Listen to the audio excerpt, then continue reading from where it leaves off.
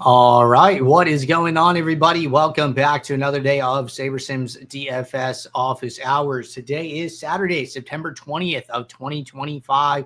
We have a ton of DFS action coming at you over the weekend here, so super exciting time to be playing some DFS. For those of you who are new here, welcome. My name is Andrew. I'm one of the coaches over here at SaberSim. This is a show where we go over how to use the SaberSim app, answer any and all DFS-related questions. Get your questions in one of three ways here. First off, send us an email, support@sabersim.com. Second, post it live in the YouTube chat. Third way, post it in the office hours channel in our Discord server. If you're not in our Discord and want to get access to that channel, there is a link in the description of this video. You also get access to our similar channels, individual sport channels, and you get access to the rest of the SaberSim team. Just can't say enough good things about the Discord. But with that said, we do the show Monday through Friday, 4 p.m. Eastern. And then we do the show here on Saturdays at 12:30 p.m. Eastern. So you can tune in any one of those days and get your questions answered. All righty. Let's get SaberSim pulled up here. And we will jump into questions. And then kind of see where we go from there. All right. Cool. First question. Hey, Andrew, question regarding late swap. When clicking rebuild lineups in a current build after the slate locks, is this essentially the same as clicking on a late swap tab and building lineups? Thanks. Good question. So the answer is no. The main reason the answer is no is because a regular build, right? Like if I built my lineups in build 2 here, this treats all games as if they are unlocked. The late swap build, when it says, swap 1, has a added feature of what time is it right now, and if we are past a certain game's time slot, it will lock those players in place, so they can't be added or removed to lineups. That part is obviously important to late swap because you can't change those players anymore.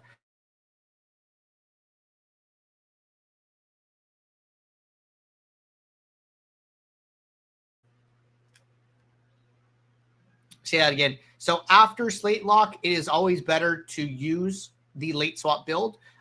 The regular build will change all of the players whose games have started, which obviously you don't want, or obviously isn't compatible with DK won't accept that. All right, another late swap question. Any late swap suggestions for NFL between default and build number? Okay, so a couple of things with late swap. What I would recommend, so in late swap, right, we're trying to take advantage of the most recent information available to us, right? Whether that be inactives and projection adjustments for the later games, or if that is live data, right? If you're on Ultimate, taking into account how the players have actually scored in your games up to that point, right? Those are kind of the two things that you want to take advantage of. So what I would do is wait for the afternoon sims to run when inactives come out, or at least wait for our team to let you know, like, hey, you're basically good here, right? So in case nobody's seen it, I'll pull it up. Hold on. Got to find it. Let's see. I'm looking for main slate. Okay, cool. So in the NFL lineup alert channel on Sundays, our team will post a message saying, hey, these are our final sims for the morning. And then they'll also say, like, hey, these are our final sims for the afternoon. Or if a situation like last Sunday happens where basically we got all the inactives right and there were no surprise players brought up or down or surprise players rolled out, we'll let you guys know, hey, inactives came in as expected for the afternoon games. You're all set, right? Something we've been doing. So basically, after this point, it is fine to build your late swap of lineups, right? Because the projections are locked in. So if you're on starter, you can build your late swap and submit it and be done, right? After that notice. If you're on ultimate, I would still build the swap. I would probably submit something just so you have something new in. But what I would do, right, is I would come back to my swap build before the next set of games started.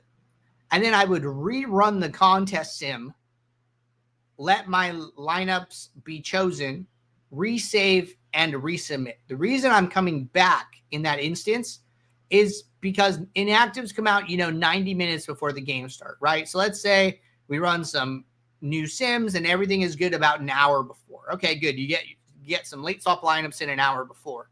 You still want to try and account for everything that occurred between that hour and then the next set of games starting. And it's a lot faster to just come into the same build, right? You don't need a new build.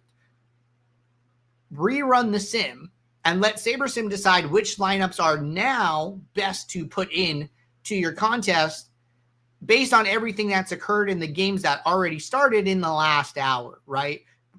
An hour ago, one lineup might have been the best ROI. Well, maybe something happened and things are going to happen, right? Now it's maybe some other lineup is the best one to play instead, right? So in my experience, it's very quick to come in here, rerun the sim, let the sim rediversify, save and upload. I could do that in a couple minutes, like definitely less than 5. So you don't need to rerun your late swap build. You just let it sit there, come back, 10 minutes before the next set of games start, rerun your sim, and then resave and upload, right? Always give yourself like a little extra time there. But that is how I think is the best way to take advantage of late swap with regards to live data, especially for NFL. Somebody was asking me if we had live data for like what sports. So right now it's NFL, MLB, NBA. I'm pretty sure it's like those 3. We do not have it currently for WNBA. I know that one's in progress. And we do not have it for college football, right? So what does that mean for those sports? That means that just focus on taking advantage of the projection adjustments. Those are going to be the biggest thing that you want to be aware of. So like, should I late swap or not? Well, it depends. Have any new sims run? Have any projections changed, right? And then again, you can see that information summarized. Like if I go to college football lineup alerts, like, hey, it looks like somebody from this TCU game who was projected to be out is actually playing. And then that brought some other players' projection down as a result of it, right? You go to WNBA, you're going to see the same thing. Players' projections will change, right? So worth noting for sure, and just like being aware of that. But where we don't have live data, focus on projections. Where we do have live data from Ultimate, focus on capturing as much of the live data as possible, because it's just basically more accuracy in the standings in the contest sim, right? If we know exactly how many points a player scores or has scored to a very long point in the game, well, then now we can better figure out what the standings are, what your chances are moving up, down, best swaps, etc., right? So that's what's going on there. But a couple good late swap questions to get us started today. Let's circle back here.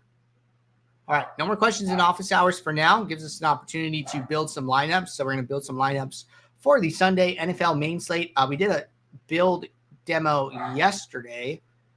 This is college football. And I think we did DK. So why don't we swap over to FanDuel? Okay. Build NFL. FanDuel.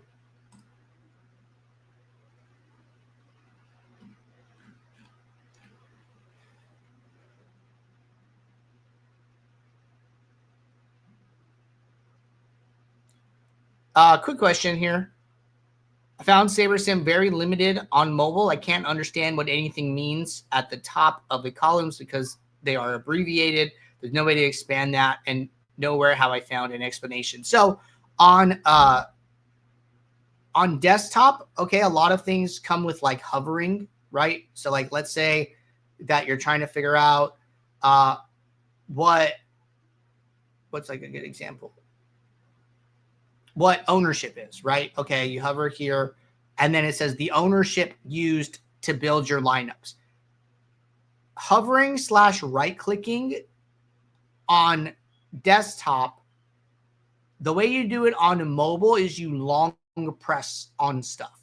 So like for instance here, right? If I want to see what maybe like adjusted own is, right? I'm pretty sure I can hover here and I'll get a tooltip. I would try just pressing on that column and holding it down.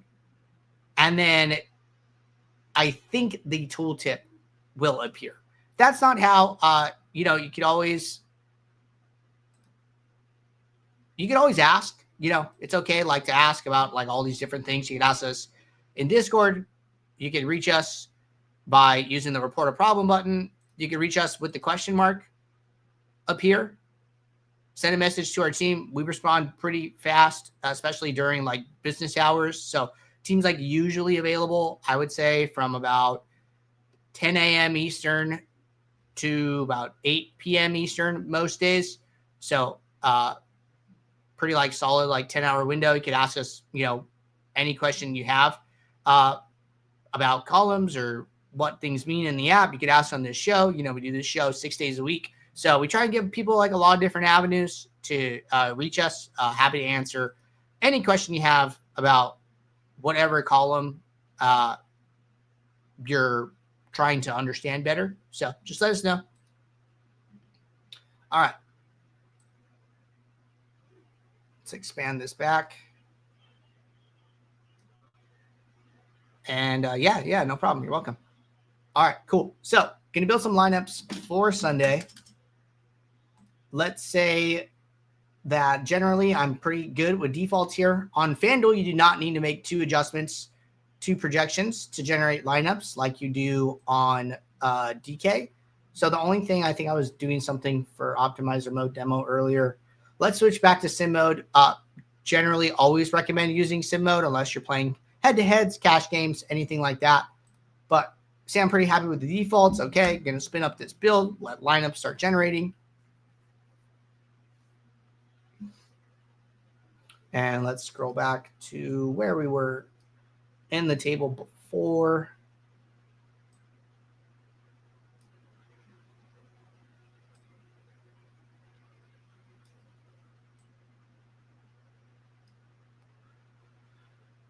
All right, this looks pretty good.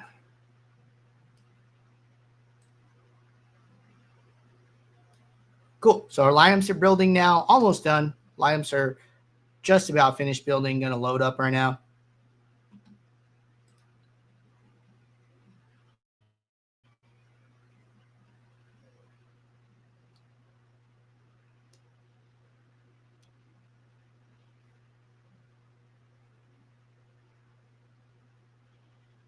All right, lineups are finished. Our sim is running. Let's say we're building, 150 lineups for a Sunday.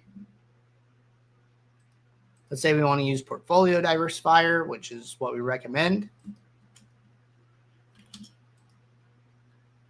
Let's change this back.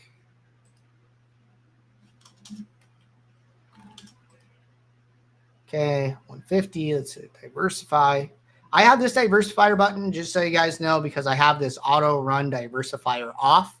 I prefer it off personally here. Now, totally up to you guys whether to leave this on or off.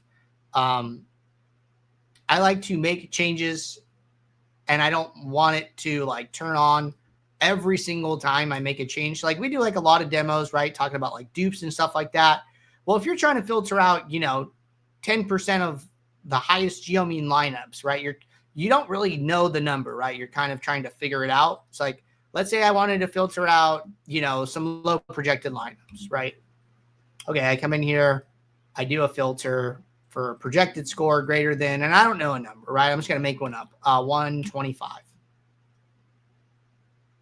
Every time I click save, the diversifier would run, right? And I kind of haven't settled on like the number I want to use yet. Here I used way too big of a number, right? I would have to go down. Well, normally the diversifier would be running while I'm trying to kind of figure this out. So having it off by default just forces it not to run every single time and allows me to change more stuff and just kind of move a little bit faster. So like that's like a pro for having it off. That's why I use it off.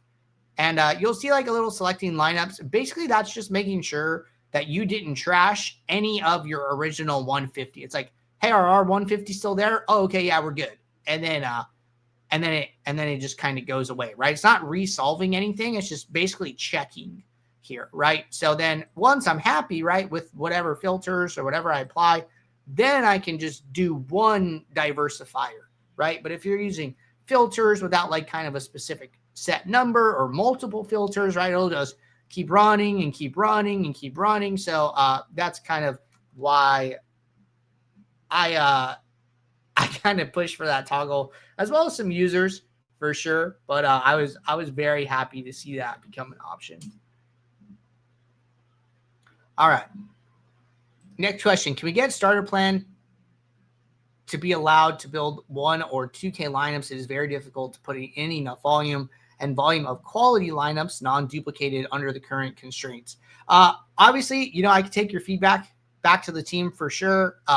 Decisions like that are like definitely above my position here in the company, but it is my job to take feedback that users give back to the people who make those decisions. So I will be happy to mention that. A couple things, just things that you can do, right? You can always split up your builds, run a certain set of contests in like one build, run a second set of contests in another build. I don't mind using the avoid duplicates cross lineup groups. Totally your call, but I don't know if you're okay with it, right? If you want a unique entry in every lineup, I totally understand that. It's something we advocate for, just to kind of spread out risk. I think it's okay sometimes to play a lineup more than once.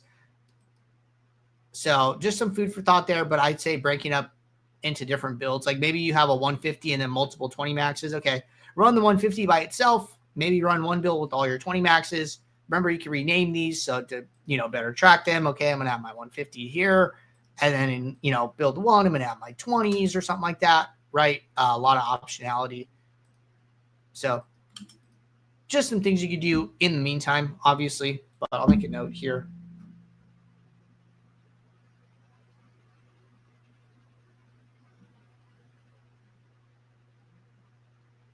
All right. Got that down. Cool.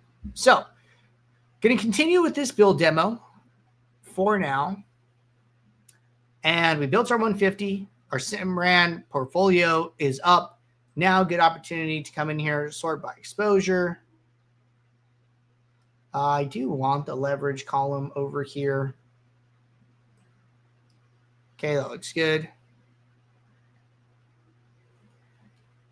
All right. Before we jump into post-build analysis here, follow up. How does separating them under starter plan work? What am I missing? So you'll get 500. You get 500 lineups per build, right? So you don't get 500 lineups total, right? So I could have 500 lineups in this build, 500 lineups in another, in another, in another. What you're doing, right, is instead of having your 150 and like say 220 maxes, right, 190 entries, having them all together, by separating them out, you're getting 500 lineups 3 different times. And with sim mode, right, the way sim mode works is every time we build your lineups, we're pulling different game sims and different combos of sims, which will lead to different lineups being built each time. I could run a build in the 21 and then a build in the 150. I'm not going to get all of these same lineups. There might be a little overlap, but there are, hundreds of thousands of millions, tens of millions, maybe even of different like lineup combos that you can build, especially on like a Sunday classic slate, right? So SaberSim, the way it's designed is to use all these different combinations, which lead to all these different lineups being built. That's why, like, if you and I ran a build at the same exact time, we're not going to get the same lineups. We would get the same lineups if we were using optimizer mode, right? Because this is trying to figure out the highest projected lineup possible, and there's only like one mathematical answer for that. So separating into different builds can just give you more lineups, increase your lineup to pool ratio, right? If I need 40 lineups out of 500 in this 20 build, and then 150 out of 500 in the second one. It's better than needing 190 out of 500 in a single build, right? So that could be a pro for separating the contests out into different builds.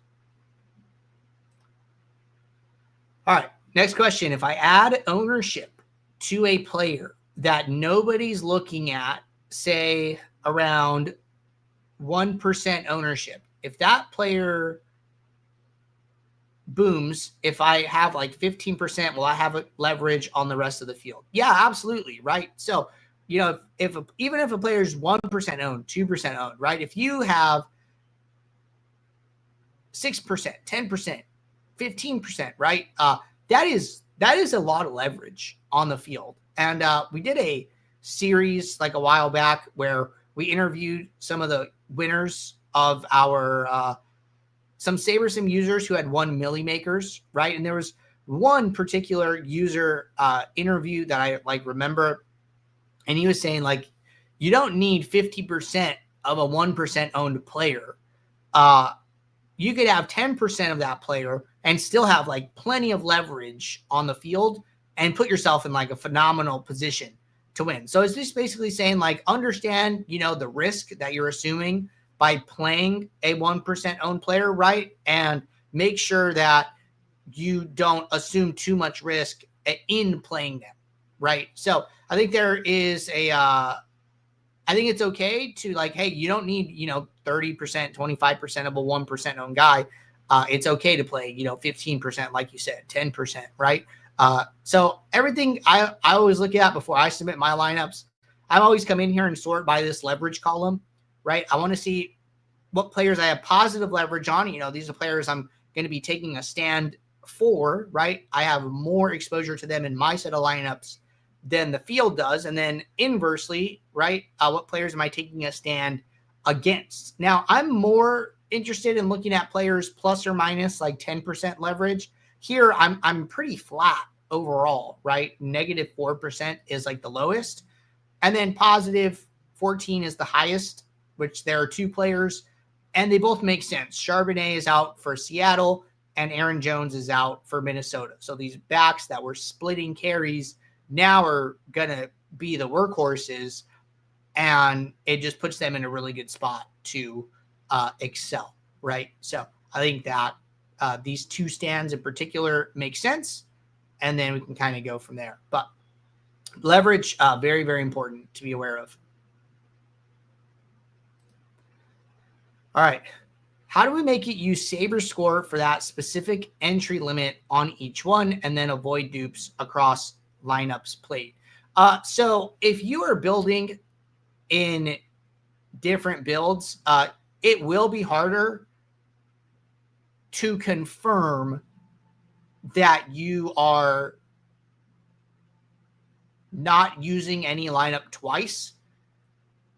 However, I think you might end up with a much smaller number of lineups kind of overlaid than you might think. I think you could test this, right? You could test this on like today if you have some time, right? Run it, save it, submit it, and then see how many lineups kind of overlap there. That's like one way of doing it. But there's no way to make sure you don't overlap across lineup builds. Now, if you want to use SaberScore, right, by default, what I would do is set up a template for that and then change diversity from portfolio to uniques. Then you're able to rank by SaberScore here, right? So that is the way I would do that. You could also do that within like a manual group, right? I changed diversity to uniques. My rank by changes to ROI here, but I can change it to SaberScore, and then whatever SaberScore I want it to be, right? Say I want to use large slate 1K to 10K, right? You could change it manually here. So that's how you change to SaberScore. We back tested this, just so you guys know. So I was talking to somebody. Okay, I do want to. This is the point I want to touch on. I was talking to somebody about this. So Starter uses portfolio by default now. Okay, portfolio. Ultimate uses portfolio plus. All right, there's like a little plus icon here. In our back testing, when we were creating portfolio, well, let's just talk about differences first. Portfolio Plus uses the exact contests you're playing, all of the exact payout structures, and then it uses it for every single one you're playing. Portfolio is also a contest sim. But what Portfolio does, it uses one simplified contest sim. It's not using the actual contest data. And then it runs that, and then it uses ROI kind of behind the scenes to solve your portfolio. So you can't see the ROI, but the portfolio solver is using the ROI of that simplified contest sim to pick your lineups. So like if I had to like write this out, right? I'm gonna do this like in the search bar. So it's Portfolio Plus is the best, followed by Portfolio, and then followed by SaberScore. I don't think I'm gonna be able to write it all, but